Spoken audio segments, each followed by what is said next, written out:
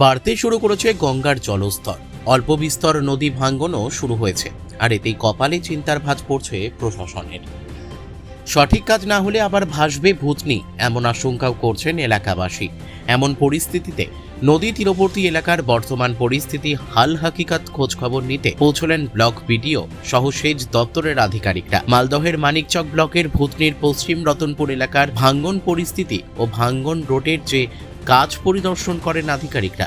দুর্যোগ পরিস্থিতি আসলে কি ধরনের পরিকল্পনা নেওয়া যেতে পারে সেই সমস্ত বিষয়ে খোঁজ খবর নিলেন। কোনোভাবেই যাতে ভূতনি আবার প্লাবিত না হয় সেই চেষ্টায় প্রশাসন। গত 2 বছর পরপর বন্যায় প্লাবিত হয়েছে ভূতনি চর।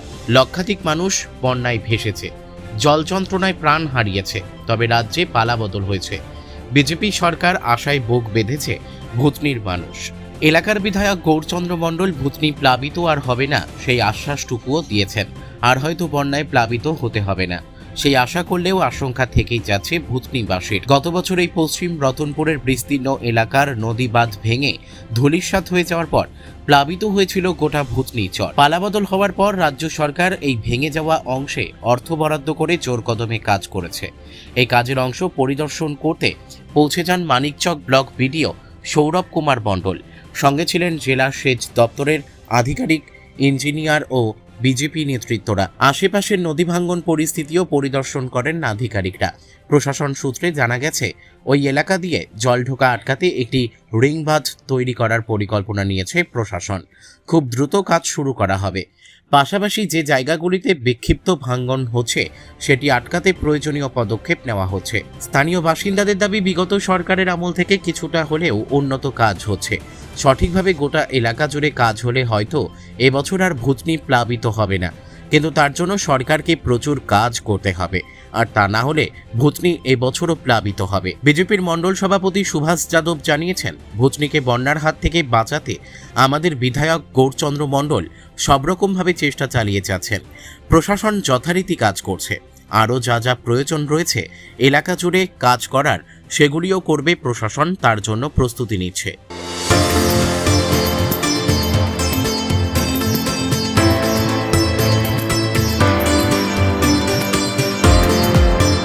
এটা কোন জায়গা? এই পশ্চিম রতনপুর এলাকা।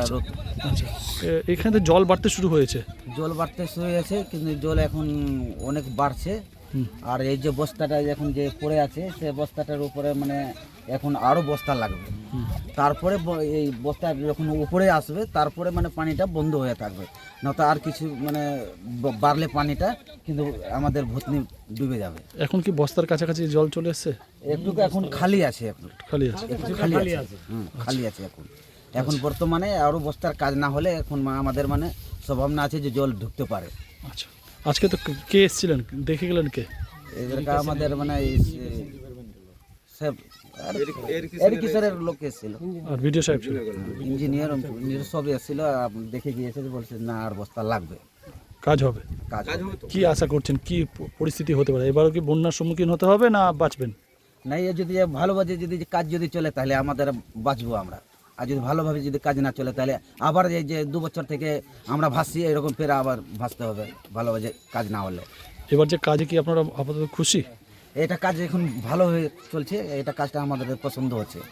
আচ্ছা, কি মনে করছেন এবার হয়তো বন্যা হবে না? না, মানে যদি চেষ্টা করে তাহলে ঠিক আছে, কোনো মানে জল ঢুকবে না। আর যদি যে কাজটা যদি 2 নম্বর যদি করে তাহলে মানে জল ঢুকে যাবে। আপনারা তো নজরদারি চালান। আমরা সমাজ গ্রামবাসী যে গ্রামবাসী আছি, তো মানে দেখছি যে মানে যে কাজটা মানে দিচ্ছে, কিন্তু কাজটা করছে, তো এখন মানে কাজটা এখন ভালোভাবে এখন হয়নি, এখন করছে, এখনো চলছে। হ্যাঁ, চলছে কাজটা। আপনারা দেখাশোনা করছেন তো? ঠিক হ্যাঁ, মতো দেখাশোনা করছি আমরা। আচ্ছা, কোন কাজটা আমরা কিন্তু কাজ হতে দিব না। 2 নম্বর হলে বন্ধ করে দেবেন? বন্ধ করে দেব। আপনার নামটা বলবেন? আমার নাম খেদরুন চৌধুরী। আজকে আমরা যেহেতু জেলা ইরিগেশন দপ্তর থেকে আধিকারিকরা এসেছিলেন এবং মানিকচক বিডিও এসেছিলেন ভাঙন এবং পশ্চিম রতনপুরের ভাঙন রোধের কাজ দেখতে, আমরাও খবর পেয়ে এলাম।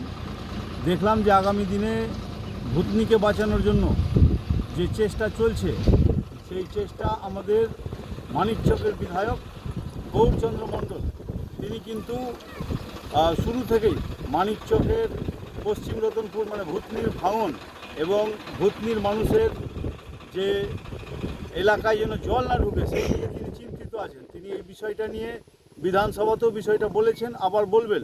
তো তিনি সকালে ফোন মারফত বলেছিলেন আমাদেরকে যে আপনারা যান, ওখানে ইরিগেশন দপ্তরের আধিকারিকরা যাচ্ছেন, বিডিও স্যার যাচ্ছেন, তো আপনারাও যান, আপনারাও বিষয়টা লক্ষ্য রাখুন এবং আমাকে খবর দেবেন যে ওখানে কি কি ঘটনা ঘটলো বা কি হচ্ছে।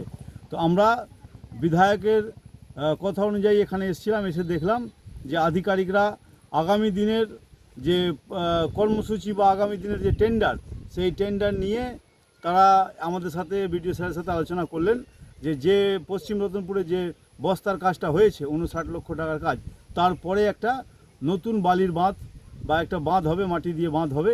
সেই বাঁধটা কি হবে যে সেই বাঁধটা যদি কোনো কারণে প্রথম লেয়ারটা যদি কোনো কারণে বসে যায় তাহলে দ্বিতীয় লেয়ারে জলটা অন্তত ভূতনিতে ঢুকবে না। এই কাজটা আগামী কয়েকদিনের মধ্যেই শুরু হবে এবং যে সমস্ত এলাকায় নতুন করে ভাঙন শুরু হয়েছে সেই সমস্ত এলাকায় এমার্জেন্সি কাজ হবে। এই বিষয়টা আজকে আলোচনা হলো এবং আমরা দেখলাম যে এই বিষয়টা নিয়ে আমরা আমাদের মানিকচকের এমএলএ গৌরচন্দ্র মণ্ডলকে বিষয়টা জানাবো এবং তিনি বিধানসভায় এবং অন্যান্য মন্ত্রীদের সাথে বিষয়টা নিয়ে আলোচনা করবেন। বর্তমানে এলাকাবাসী যাদের সাথে কথা বললাম তারা কিন্তু গত 24 এবং 25-এ যে ধরনের কাজ হয়েছিল তার থেকে উন্নত মানের কাজ এবছর হচ্ছে। গতবার বা তার আগের বার বস্তায় 12 কেজি 15 কেজি মাটি ভরা হতো, এবার কিন্তু প্রতিটা বস্তায় 40 থেকে 45 কেজি 50 কেজির মতো মাটি ভরে বস্তা কিন্তু ডাম্পিং করা হচ্ছে। এইটা একটা ভালো দিকে যাচ্ছে কাজটা এবং এইভাবে কাজটা হয়েছে এবং আগামী দিনেও যে সমস্ত মেটেরিয়াল দিয়ে কাজ করা উচিত সেই দিয়ে কাজ হবে, এই আশা এলাকাবাসী রাখছে এবং আমরাও রাখছি। আপনার নামটা বলবেন? আমার নাম সুভাষ যাদব, আমি মানিকচক বিধানসভার মানিকচক মণ্ডল 2 এর সভাপতি। মালদা থেকে পরিতোষ সরকারের রিপোর্ট, কুলিক নিউজ।